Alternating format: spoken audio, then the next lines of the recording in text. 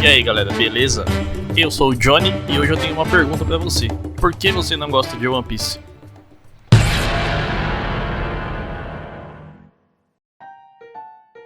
Toda vez que eu pergunto isso pra alguém, eu tô conversando com a galera que curte, a gente fala sobre isso, a desculpa do pessoal é sempre a mesma. Ai, mas One Piece é muito longo, eu não quero passar a vida inteira assistindo isso. Ou então, mas o desenho é muito feio, eu gosto de ver coisa com desenho bonito. Ou o principal, esse é unânime. Que graça tem assistir um cara que só estica? De fato, One Piece é um mangá muito longo. Não tem como negar ou falar que é frescura, porque realmente, pra quem não tá acostumado, pode ser um pouco cansativo sim. Mas ainda assim, é um shonen, como Dragon Ball, Naruto, Bleach, que a gente já tá acostumado.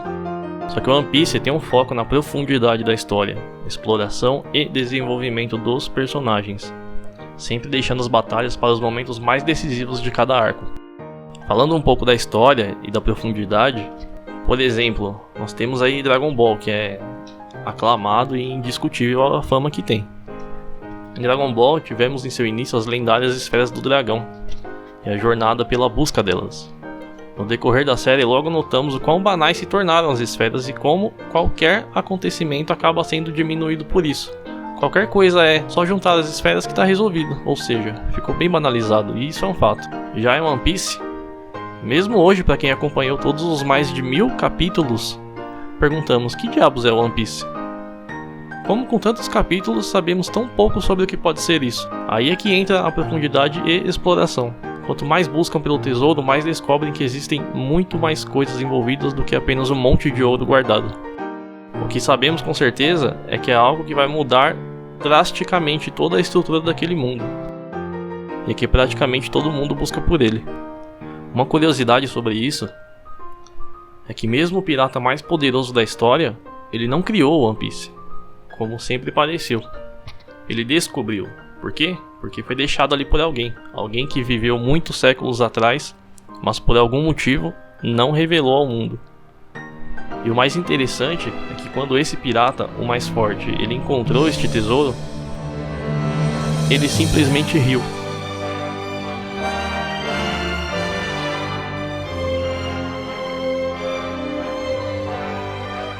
Tá, mas o que eu quero dizer com isso e o que isso tem a ver com Dragon Ball, com o exemplo das esferas que eu falei há pouco? O que eu quero dizer é que mesmo após tanto tempo, após tantos capítulos, após tanta história, o foco daquela aventura não mudou. O foco da aventura ainda é o mesmo. E nem por isso os desafios deixam de aumentar de nível, as aventuras deixam de ser mais difíceis. Muito pelo contrário, cada dia que passa se torna mais difícil de encontrar. Parece que quanto mais perto, mais longe tá. E mesmo assim, para quem acompanha hoje, é nítido que aquela história está caminhando para o final.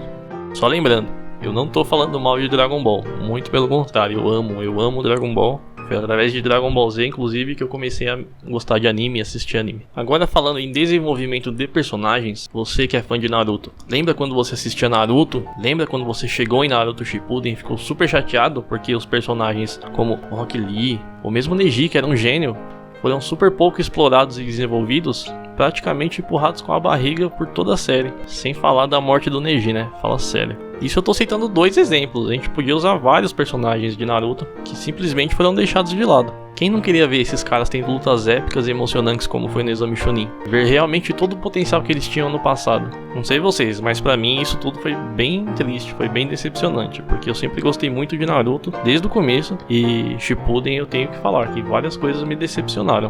Isso já é uma coisa que você não vê em One Piece. Todos os personagens protagonistas são desenvolvidos e têm seus passados explorados. E não é de forma maçante como milhões de flashbacks parecidos.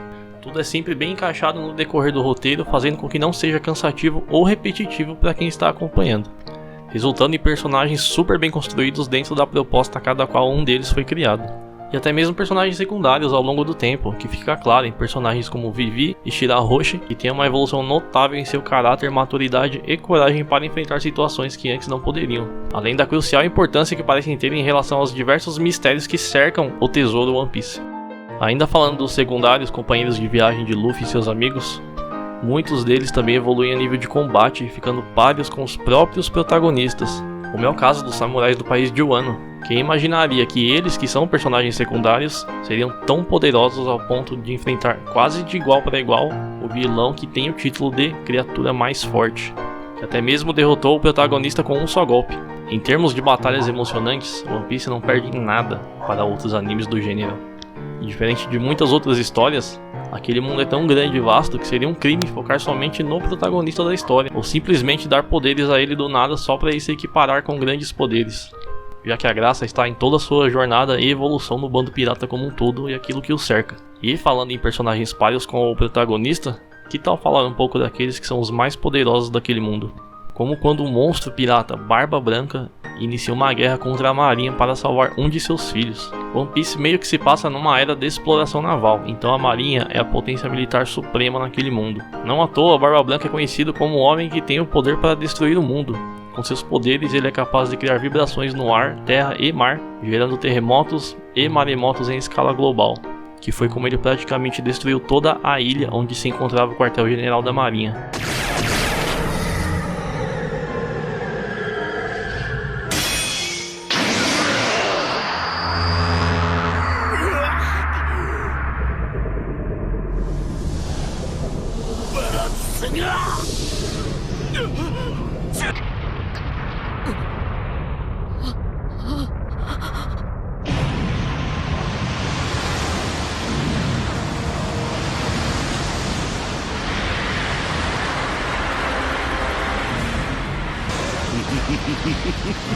なんてデタラメなジジイだよ。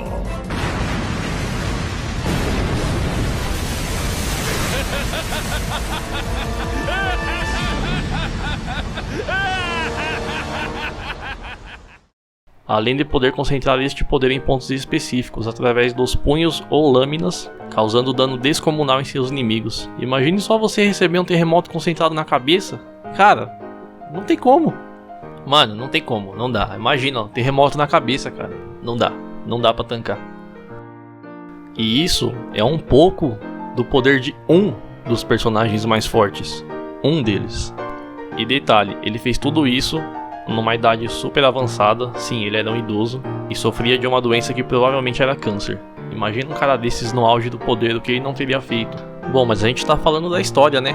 Como um todo, e não somente das lutas. Durante toda a aventura, diversos mistérios surgem. No começo de One Piece, algo que você pode ver como bobo, despretensioso, ou só alguma cena nada a ver, nem sequer imagina que futuramente os personagens e você também que está acompanhando descobrem que aquilo tem relação com um dos tesouros lendários da obra. Pois é, One Piece é o maior tesouro em segredo, mas não é o único. Ou até mesmo então a existência das chamadas armas ancestrais. Possuem poder para mudar o mundo. Ou então uma civilização inteira que foi exterminada, totalmente apagada da existência, resultando no período chamado de Século Perdido. Terá isso tudo relação com One Piece? Bom, aí só se a gente acompanhar até o final para descobrir, né? Fora muitos outros mistérios, dá pra falar disso aqui o dia inteiro. Além dos poderes da obra, derivados de criaturas mitológicas, tem os ciborgues, sem falar ainda daquele que poderia ter causado a extinção dos dinossauros. Mas isso aí a gente fala na próxima vez.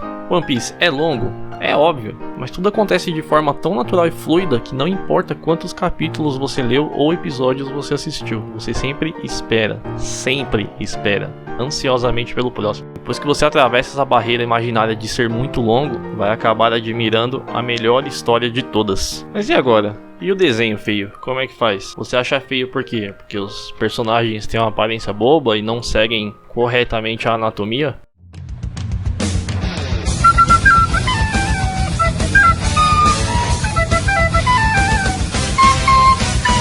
Ou porque às vezes não parece muito bem desenhado, feito nas coxas e coisa do tipo?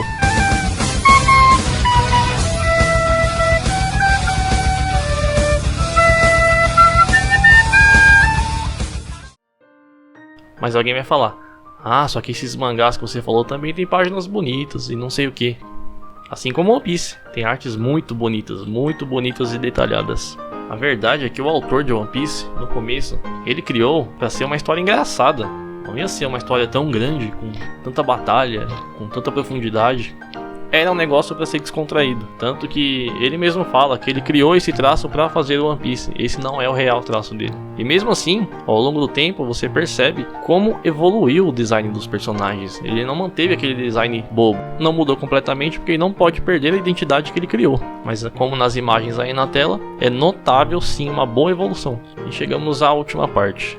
Não tem graça ver um cara de borracha lutando. O que de legal ele pode fazer? O cara só estica.